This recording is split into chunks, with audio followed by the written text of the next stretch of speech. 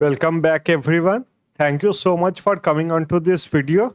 For those who have come for the first time, let me give you a brief about this video lectures. So we are doing video lectures on research methodology.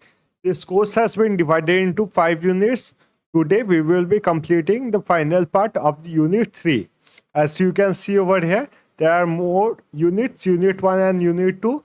If you want to see the previous lectures of both these units, you can go on to the description. In the description, you will find a playlist in the description and you can click onto that and watch the previous videos. If you want the PDF of the lectures that are being done in the classes, you can go on to my Telegram channel, Impractica Classe. Over there, I will upload these PDFs and you can download the PDFs from there. So let's start with our class today. Today we will be doing very easy topics. First is the observation method and second one will be the scaling method. So observation method, as you can suggest by the name itself, that it is about collecting the data when we see something, when we observe something. Observation method is mainly used in medical fields. In all the medical fields, mainly it is used observation method. It can be used in other places also, like for the events also observation method is used. How successful is an event, what new things can be brought into that, all these things are done by observation method. So observation method consists of recording behavior, events or phenomenon as they occur in their natural setting. So this is the definition of observation method. Now we will see the different types of observation method. So observation method has been classified into different types based on what they are differentiated on. First, they will be differentiated on the basis of the structure. Like structure, there are of two parts. We will do this in details in the upcoming video. We will do this in details in the upcoming parts, but I am just giving you an overview of this. So first we will do the degree of structure. Degree of structure means how the data is being collected, whether it has a specific path or it is searching for a particular path. Second, we will do degree of researcher participation. Researcher presents him in what way during collecting the data. On that degree, many different parts, there are many different types and parts of observation method. Then setting of observation. Setting of observation mainly has two parts. One is natural setting and the other is controlled setting. In natural setting, we are outside, and in controlled setting, and when we are doing controlled setting, we are inside a lab or a secured facility. Then comes direct and indirect observation and overt versus covert observation. Now let's understand each one of these. First, we will start with the degree of structure. Now, when we are talking about the degree of structure has two kinds. Degree of structure has two kinds. One is called structured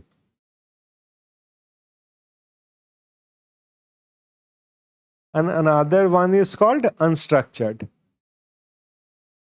So, what are these two? Structured. When the questions are framed from the first go, then they are called structured observation. Suppose we are going to a particular meeting and we want to observe that how many people come to this meeting for investment. So we have a goal in our mind. Goal is predetermined. Determined. So we have a particular goal, that why we are going to that event. So that is called a structured observation. Second is unstructured observation. In unstructured observation, what do you do? That we don't have a goal which is predetermined. We go on to the event or to the particular observation to explore, to search for information, to explore. So that is known as the degree of structure. So first one, I hope you have understood.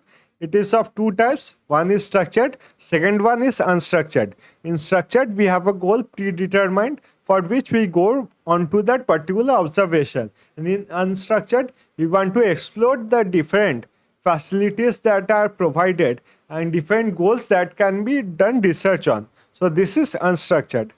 Second, we move on to degree of researcher participation. Now this is a bit tricky part. So please concentrate over here. Degree of research participation. On the basis of degree of research participation, there can be of 4 types: complete observer, complete participant, complete participant, then participant as observer, then comes observer as participant. I'm writing this in short because over here you can see that the complete names are written. So I'm writing here in short just to explain you. Now, this is the interesting part. Observer, and when a researcher goes as a complete observer, they hide their identity. So when they go as a complete observer or a complete participant, they hide their identity. And complete observer will only observe. They have only one work.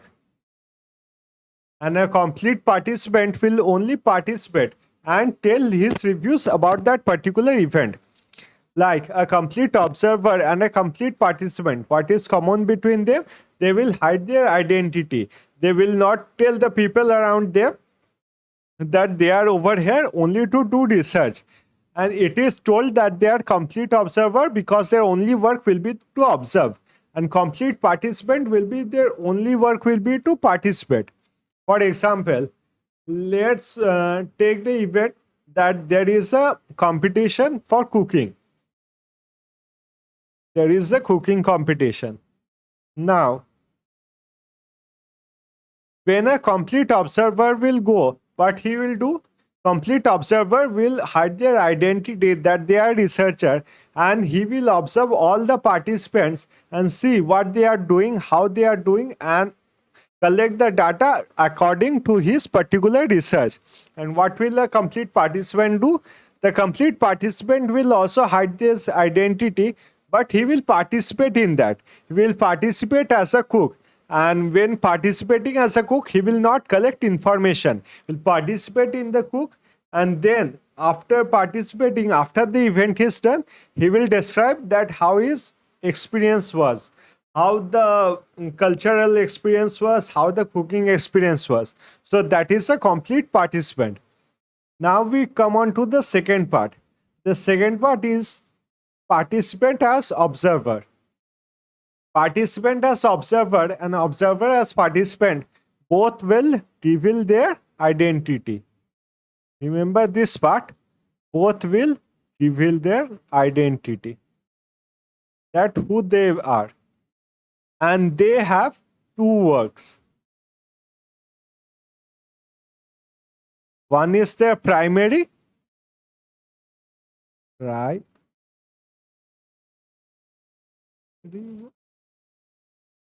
And second one is the secondary work.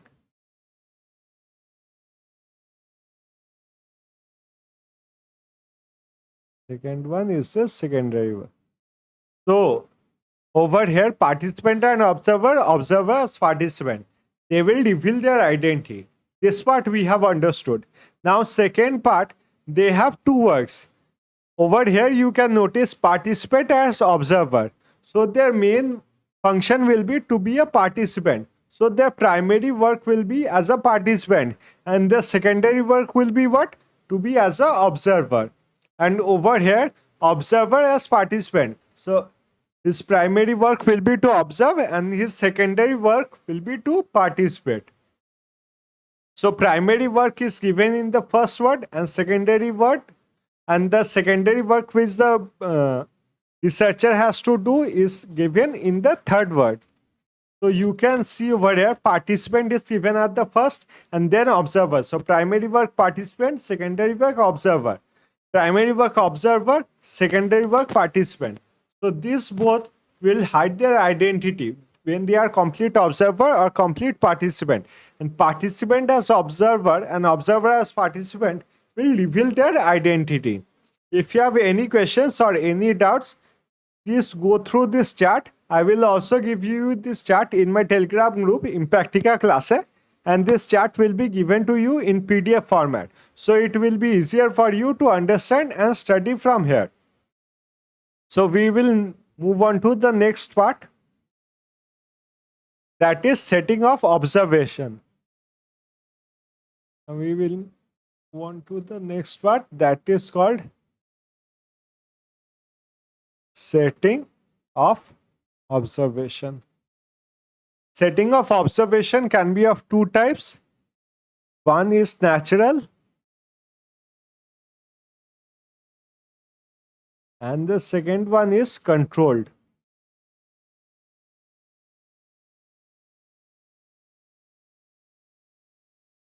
So as the name suggests, the natural one is one which way when you are in the open environment, you are in your natural setting.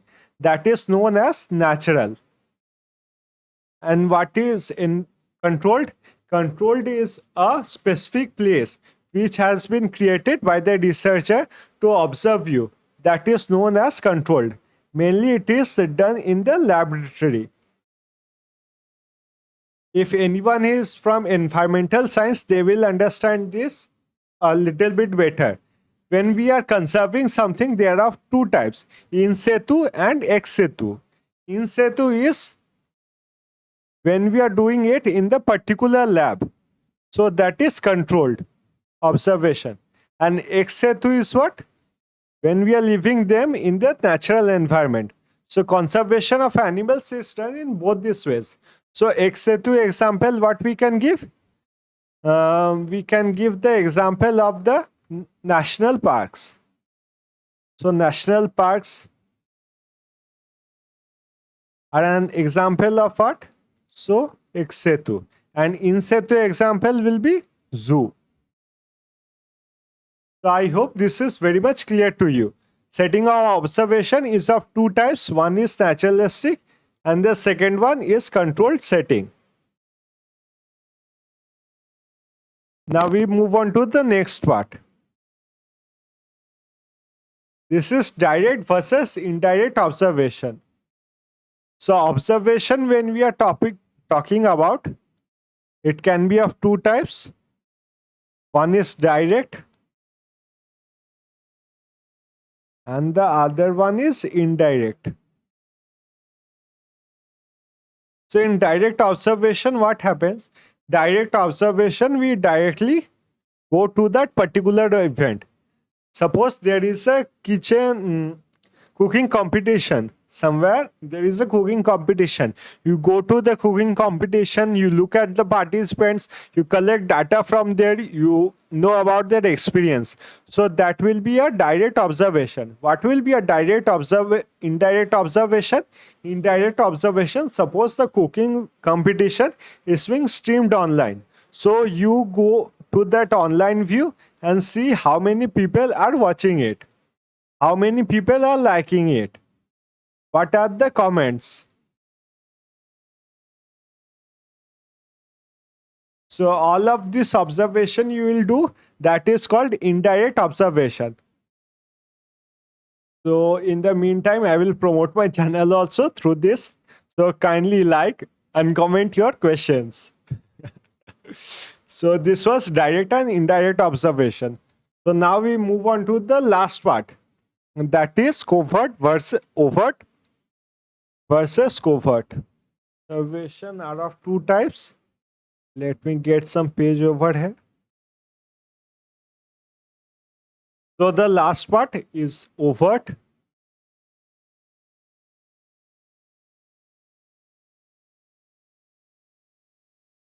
And covert. So when the participants of the research know that you are doing the research and they are being watched, it is called overt. So they will have the knowledge that they are being watched or observed. That is called overt. And what does covert means? When we are doing covert observation, the participant has no idea that we are observing them. So this is called covert observation. Covert observation has many ethical concerns and mainly it is avoided by the researcher. It is done by the it is mainly done by the people who are there in the police stations and who are there in the army.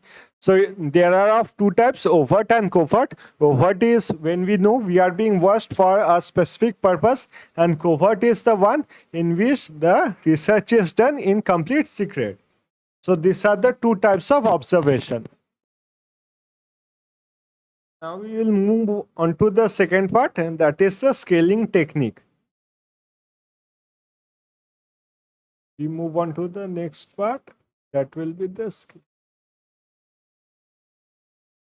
okay, I have done some mistake over here. Let me correct it quickly.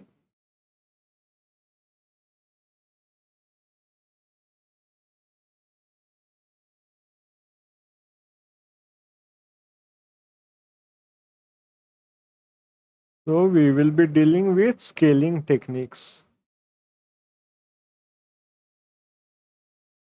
We'll come over here, Control C.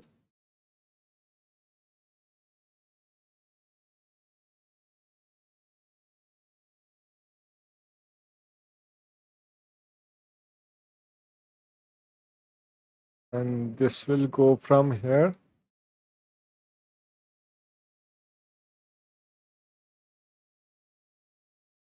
Control X.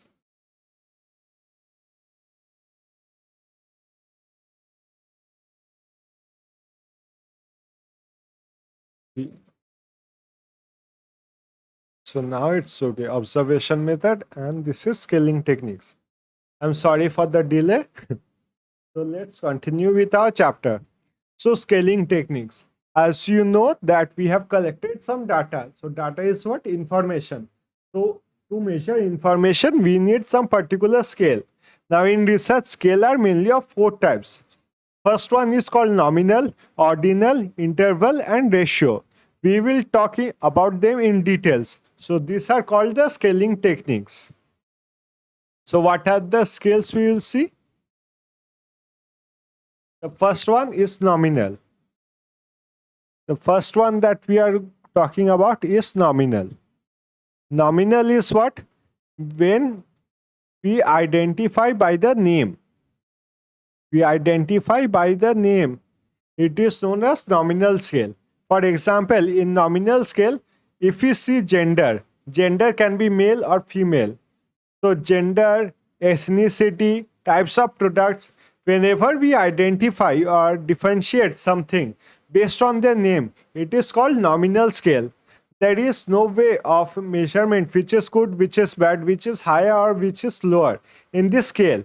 So this one is called nominal scale, in which we differentiate just on the basis of the name of the product, person or gender. Second one comes on ordinal scale. Second one is ordinal scale. As you can remember by the name over here, this talks about order. What is order? Then ranking. It talks about rank. The rank that we achieve in class, who has come first, who has come second, third, that are all ordinal scale. For example, we will see over here ranking preferences like first, second or third, level of agreement. You can see it: strongly disagree, disagree, neutral agree or strongly agree. And socio-economic status, low, medium, high. So all of these are what? All of these are ordinal scale. Suppose in a class, we will understand it by an example. Suppose in a class there are 3 students. First one is Sita. Second student is Geeta. And third student is Rita. So there are 10. There are 3 students. First one is Sita, second one is Geeta, and third one is Rita. So this one will be a nominal scale. That 3 people are there. 3 people are differentiated on the basis of the name. Now we come on to the ordinal scale. Suppose they had an exam. And Sita got 70 marks. Geeta got 80 marks. Rita got 60 marks. So accordingly, we can give the rank that who will be the first? First will be Geeta. Second will be Sita. And third will be Geeta. So this will be the ordinal. First is 1, 2, 3. So this is ordinal scale in which we arrange them on the basis of their ranking. So I hope you have understood the nominal scale and ordinal scale. If we see the nominal scale, we can also differentiate basis on gender. Gender will be of 2 types. In the class, how many male and female are there? So female, there are 3, and male, there is 1. So this is nominal scale. Whenever we differentiate someone or something on the basis of the name, it is called a nominal scale. And when we give the order to that particular thing, it is called ordinal scale. Now we will move on to interval scale and ratio scale. Let me add some area over here.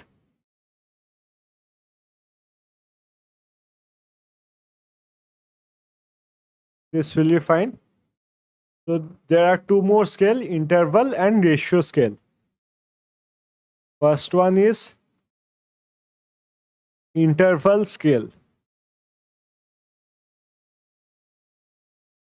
And second one is ratio scale.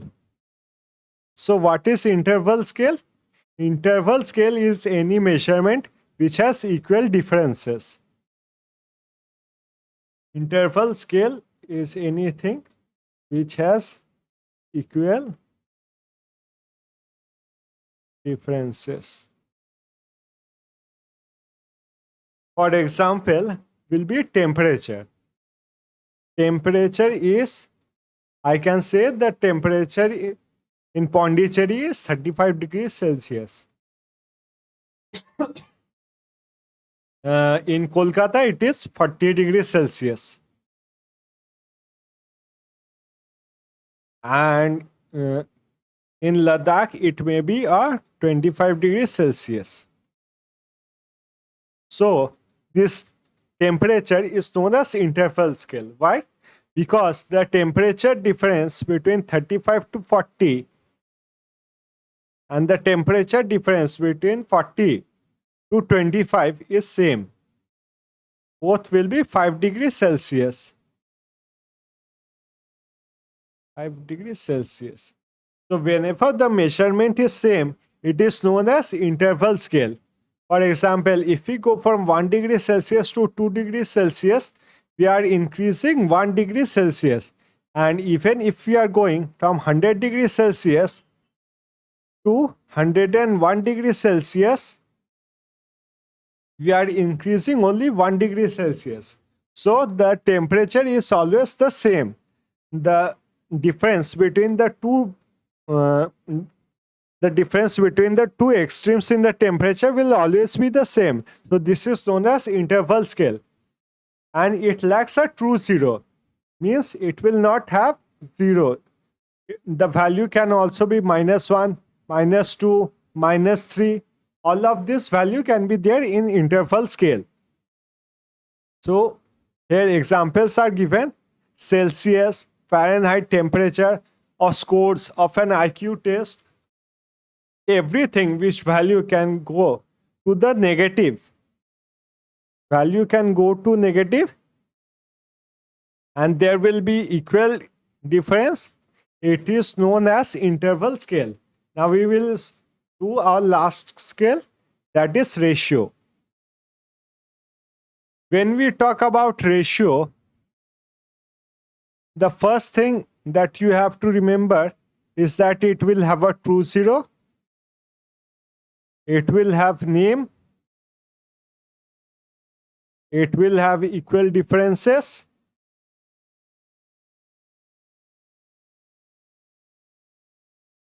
and it will have order. So this is the highest degree of scale, which is known as ratio scale. For example, if anyone tells you, suppose your mother told you to bring 10 kg of rice from the shopkeeper. So that will be a ratio scale. Why? Because this cannot go below 0 kg. Your mother will not tell you to bring minus 5 kg of rice from the shopkeeper. So it will be always above 10 kg. And it will also have equal differences, like 1 kg, the difference between 1 kg and 2 kg. And if we suppose see the difference between 100 kg and 101 kg, it will also be 1, and this difference will also be 1. So whenever the difference between the two extreme values is the same, it is known as equal interval, and it will also have a true zero. So this one is known as the ratio scale. As you can see over here, ratio scale, example, height, weight, income, or the number of customers. These are all called ratio scale. So now we will move on to our last part. The last part is very easy for you to understand if you have understood the scales. What are the different types of scale? The first one is the most used one, that is the Likert scale. In Likert scales, what happens? We give a rating according to our likings or what we don't like. Remember over here in Likert scale also, when we are dealing with Likert scale, there will be no negative. There will be no negative value. So as you can see, the statement is online shopping is convenient. One is strongly agree. Sorry, 1 is strongly disagree and 5 is strongly agree. So accordingly, you can give your number and show your response in Likert scale. Second, we come on to the staple scale. Staple scale. Staple scale is like the Likert scale only, but it will have negative value. You can give negative rating. For example, rate the customer service provided by your company. You can give +5 and you can also give -5. So when we step into the negative value, it is known as staple scale. Then we come on to the semantic differential scale. In semantic differential scale, what we do? We measure on the basis of extremes. Whenever we measure on the basis of extreme, it is called semantic differential scale. For example, over here, you can see the product quality. You can either say the product quality was bad, or you can say the product quality was good. The product was unreliable or reliable, low quality or high quality. So when we deal only with the extremes, it is called a semantic differential scale. And the last one is continuous rating scale. Do you have any other ink? Let's use this one. So the last one is continuous rating scale. Continuous rating scale is what? The two extremes. The two extremes will be given in the corner, and you can rate them accordingly. For example, if you take this one corner of your review will say the product was bad, the other corner of the review will say the product was good. And there will be a line drawn on this. And you will be told to draw something according to your review. For example, you made a line over here. So it can be said the product that you received, your review for that was more on the bad side than the good side. So this is a continuous rating scale. It is also known as graphic rating scale. I hope you have understood all the things that has been taught in this lecture. If you have any questions, please do comment in the comment section I will be eager to answer your questions, and your comments do give me a big boost in my channel and also encourage me to make more videos. Thank you so much for watching these videos, and for the lectures, join my Telegram channel and I will upload the PDFs. Thank you so much.